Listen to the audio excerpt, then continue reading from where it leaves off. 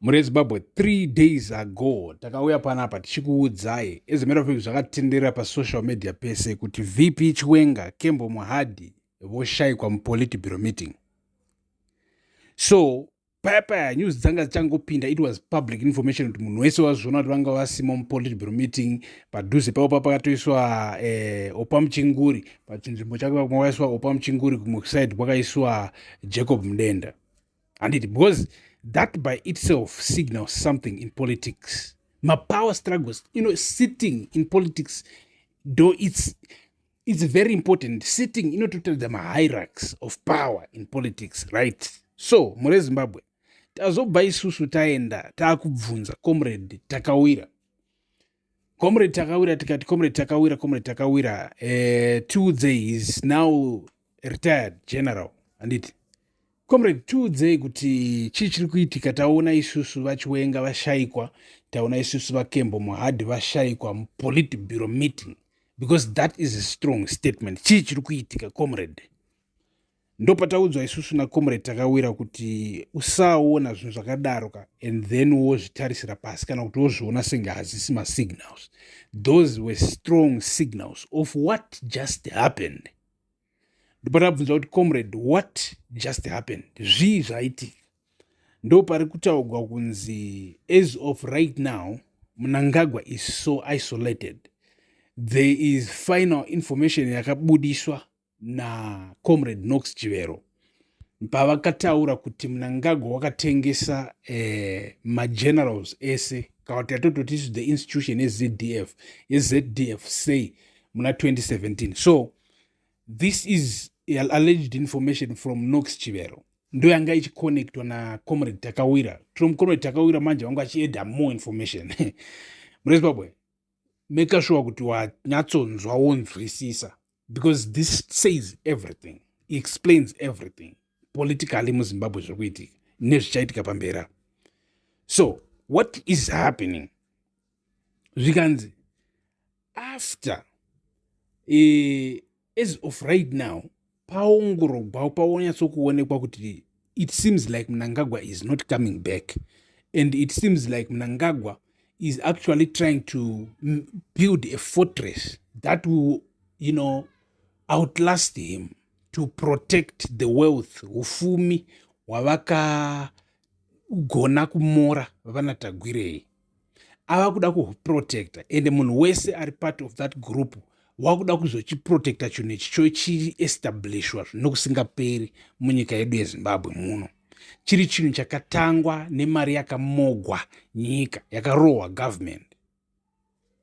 Vasina kuona video ya comrade Knox Chivero, you will have to visit that video after this one. Wonoona ine details, but toda timbopinda nemipana, right? So my comrades, in fact my generals vana Chiwenga nevamwe vake vese vakaestablisha the Second Republic muna 2017. Zvavanga vachifunga kuti zvichazoitika kuti 2028 hazvina hazvo basa munhu yachiro akaita zvakaita, but 2028 ari kubva vakutoona kuti even now they are being sidelined, and some of them they say even being killed. Hani muri paona. So kana waona izvozvo zvinoona now it's a big problem.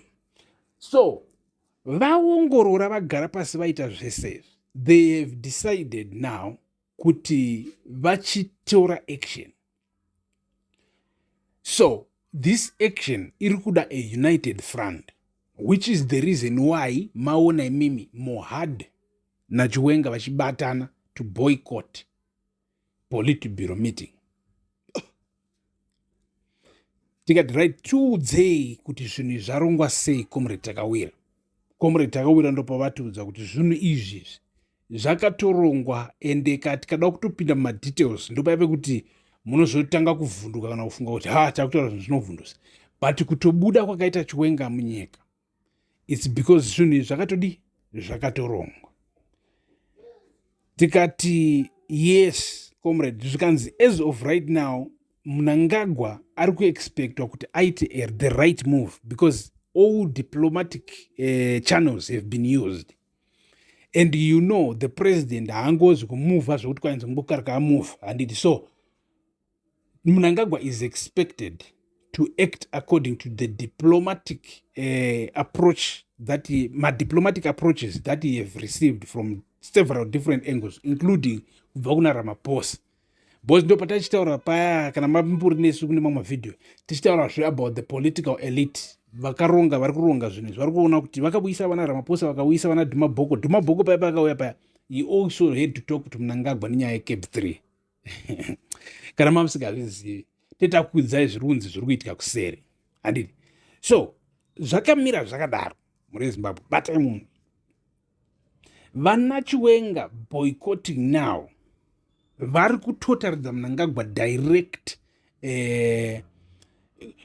kumutaridza kuti zveshuwa panapo waakuona kuti makomrade ako ese haasina kumira newe. Usatombofunga kuti kune mamwe makomrade akamira newe, wakuzvina kuti ese haana kumira newe. Vanhu vaongosara navo zvigananda. Muri kubata right. So zvakamira zvakadaro muri Zimbabwe. Ndikuda kuti apa mupabate Mnangagwa ari kutarisirwa kuti ashandise brain aite zvinhu nenzira musi wa18 kubva musi wa18 May mwedzi unoyo. Kubva musi wa18 May pari kutanga parliament voting consultations about the CAB 3, the Constitutional Amendment Bill number 3. Because as of right now, vakomana have done everything according to them. Kuzama kuudza Mnangagwa na kuzama kudzora Mnangagwa from making a deeper or a bigger mistake. Apa ndo pandoida kuti mubate because zvezvichitika muri Zimbabwe. So pa 18 May apa panenge pachinzi Mnangagwa ari kufanira kumisa parliament debates, parliament discussions about CAB 3.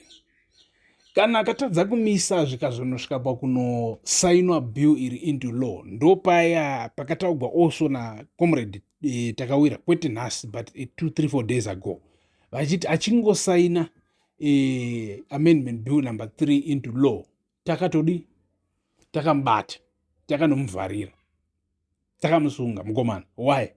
Because ipapo ndo paanenge azochigura mutemo zviri official. Right now it's just a proposed thing. Haungasungi munhu based on a proposed thing, because that proposed thing zviri pamutemo kuproposa chinhu chocho but chinofanira kuita through due process which is through the referendum. Chikasvika pakusainwa into law pasina kuitika referendum, then ndo paunoti uyo munhu wadi wagura mutemo. Vakomana vari kushandisa malawyers.